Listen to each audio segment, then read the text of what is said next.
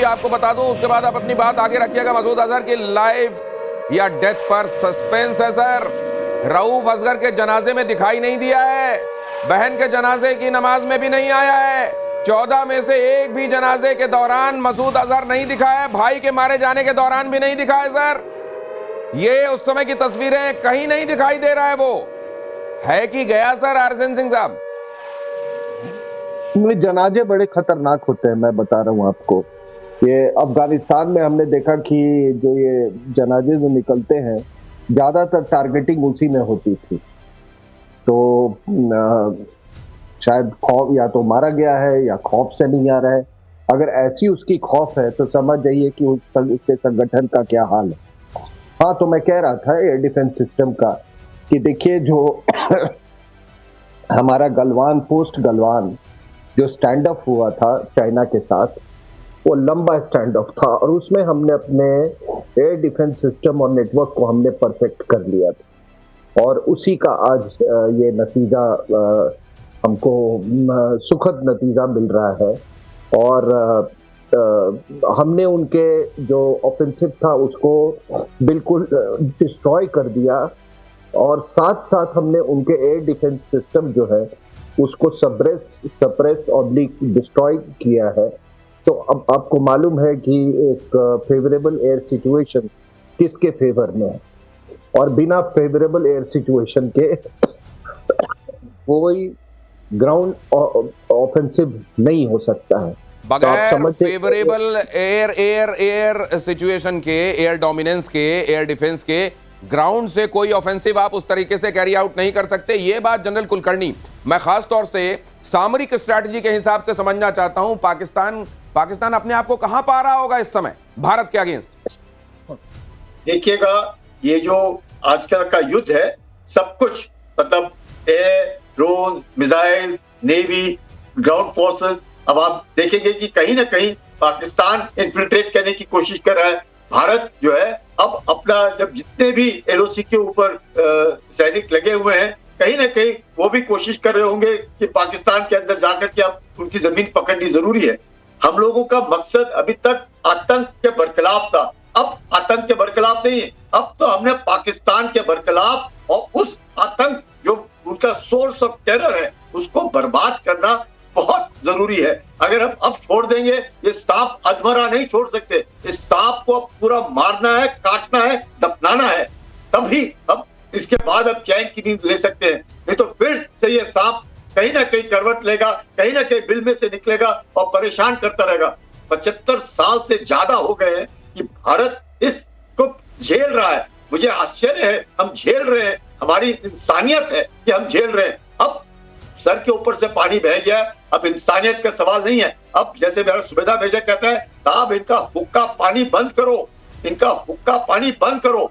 हुक्का पानी बंद करने का वक्त आ गया है, तभी पाकिस्तान सुधरेगा। यहाँ तो पानी खोल दिया गया है, बगलिहार का एक गेट खोल दिया गया है और सलाल के 3 गेट खोल दिए गए हैं, और यहाँ पे पता नहीं वहां हुक्के बचे भी हैं कि नहीं बचे हैं। धुआं तो उड़ रहा है खैर वहां पे तमाम शहरों से, और पानी यहां से खोल दिया गया है। जरा ये खबर आप देख रहे हैं, भारत ने कई बांधों के गेट खोले हैं, कई बांधों के, बगलिहार डैम का एक गेट खोला गया है, सलाल के ये चिनाब नदी पर बने हुए गेट डैम हैं जिनके गेट खोले गए हैं। और वहां पे आज अब कई जगहों पर फिर से डूब का खतरा मंडराएगा। ऑपरेशन सिंदूर के अगले मिशन की तैयारी तेज, रक्षा मंत्री राजनाथ सिंह ने होमवर्क अपना कर लिया है। कुछ ही देर में प्रधानमंत्री को ब्रीफ करने वाले हैं। रात भर एक एक हरकत पर उनकी निगाह रही है, प्रधानमंत्री भी लगातार मॉनिटरिंग कर रहे हैं। अब भारत आगे क्या करेगा, भारत आगे क्या करेगा और क्या एक्सपेक्ट किया जा सकता है पाकिस्तान की तरफ से मौजूदा हालातों के मद्देनजर, जरा ये भी समझते हैं। ये इस पर कुछ कहना चाह रही है कैप्टन मीरा? बगलिहार डैम के सभी दरवाजे खोल दिए, इस पे कुछ लाइनें याद आ रही है जो मैं बताना चाहती हूँ कि जो हमने जल दिया था वही बना था उनका हथियार, अब उसी जल से देंगे भारत अंतिम प्रहार और उसी में डुबोएंगे। ये हालत होने वाली है पाकिस्तान की। और जो भी आप दिखा रहे थे कि मुल्ला आसिम मुनीर जो अपनी जिहादी स्पीच दे रहा था, वो हम जानते हैं कि पाकिस्तानी आर्मी का मोटो क्या है।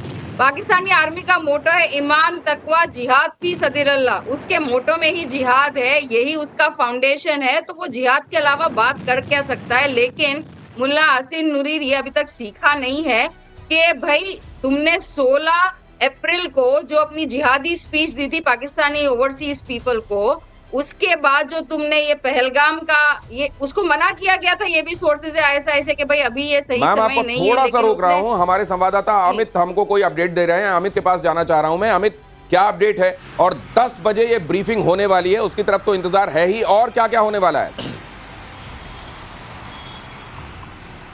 देखिए, अभी तक ऑफिशियल तौर पर ब्रीफिंग को लेकर कोई मैसेज नहीं आया है और ये कहा जा रहा है कि जो ऑफिशियल जो ब्रीफिंग जो हो रही है, जो जैसे कल भी हुई थी, वो उसमें देरी हो सकती है क्योंकि अभी तक जो मैसेज आता है वो करीब 3 से 4 घंटे पहले आ जाता है। तो फिलहाल ब्रीफिंग 10 बजे होगी, इसकी संभावना कम लग रही है। लेकिन जो जानकारी ये मिल रही है कि क्योंकि थोड़ी देर में राजनाथ सिंह भी घर से निकलने वाले हैं, वो सीधे रक्षा मंत्रालय जाएंगे, वहां पर वो तीनों सेना के चीफ और सीडीएस के साथ मीटिंग करेंगे, जो तमाम हालात है उसको असेस करेंगे, उसकी समीक्षा करेंगे और जो रणनीति भारत की है उस पर चर्चा भी करेंगे क्योंकि जवाब देना है और हम लोग बहुत ही जिम्मेदारी के साथ जवाब दे रहे थे अभी तक, क्योंकि हमारा टारगेट सिर्फ आतंकवाद और आतंकवादी के जो सरगना उनका लॉन्च पैड था। लेकिन जिस तरीके से पाकिस्तान ने हमला किया है तो इसके बाद हमने भी उनके जो भी सैन्य ठिकाने हैं उसको टारगेट किया। सिविलियंस अभी भी हमारे टारगेट पे नहीं है। जिस तरह से पाकिस्तान सिविलियंस को टारगेट कर रहा है, ये बताता है कि वो चाहता है कि किसी भी तरह से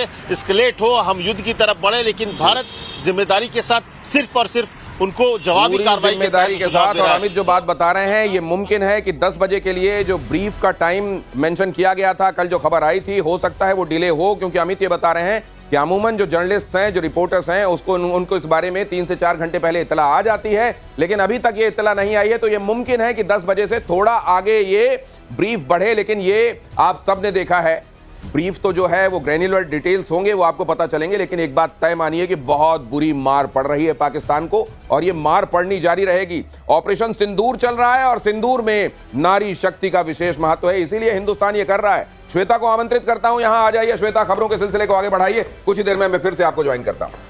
बिल्कुल दिनेश जी, और देखिए पाकिस्तान के तेवर ठंडे पड़ चुके हैं। हम यूं कहें कि पाकिस्तान शांत हो गया है, क्योंकि पाकिस्तान को पता है कि जो मार पड़ी है पाकिस्तान को कल पूरी रात, उसके बाद अपनी औकात पता चल गई है। और देखिए लगातार जो बड़ी खबरों का दौर जारी है वो हम आपको बता रहे हैं। तमाम डिफेंस एक्सपर्ट्स भी देश के बड़े बड़े हमारे साथ लगातार जुड़े हुए हैं। इस बीच एक और बड़ी खबर बताते हैं, ब्रेकिंग न्यूज। इस वक्त पंजाब में पाकिस्तान के सारे हमले नाकाम किए गए। बॉर्डर के खेतों में गिरे पाकिस्तान के ड्रोन, अब उनके जो अवशेष है ड्रोन के, वो हम आपको लगातार दिखा भी रहे हैं। मनोज हमारे साथ जुड़े हुए हैं बड़ी खबर पर जानकारी देने के लिए। बताएं मनोज।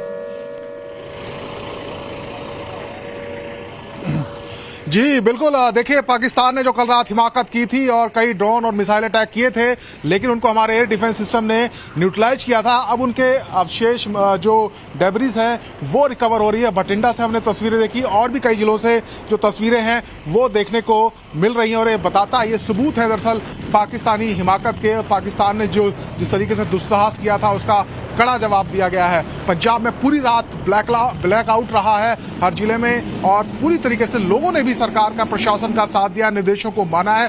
किसी भी प्रकार के जान माल की हानि नहीं है। इस वक्त माहौल पूरी तरीके से शांत बना हुआ है और मैं इस वक्त अटारी बॉर्डर पर हूं, जहां से लाहौर महज 23 किलोमीटर दूर है पाकिस्तान। सामने आप देख सकते हैं, यहां से शुरू हो जाता है और यहां पर भी जो माहौल है पूरी तरीके से नॉर्मल दिखाई दे रहा है। हालांकि जो रिट्रीट सेरेमनी है पूरी तरीके से बंद कर दी गई है, लोगों की आवाजाही अब इस बॉर्डर की तरफ नहीं है। लेकिन पंजाब में और बाकी, चाहे अमृतसर की बात कर लें या बाकी दूसरी जगह, पठानकोट, गुरदासपुर, फिरोजपुर, फाजिलका, वहां पर हालात पूरी तरीके से सामान्य बने हुए हैं। हालांकि स्कूल और शिक्षण संस्थान जो हैं वो सोमवार तक के लिए बंद कर दिए गए हैं। जी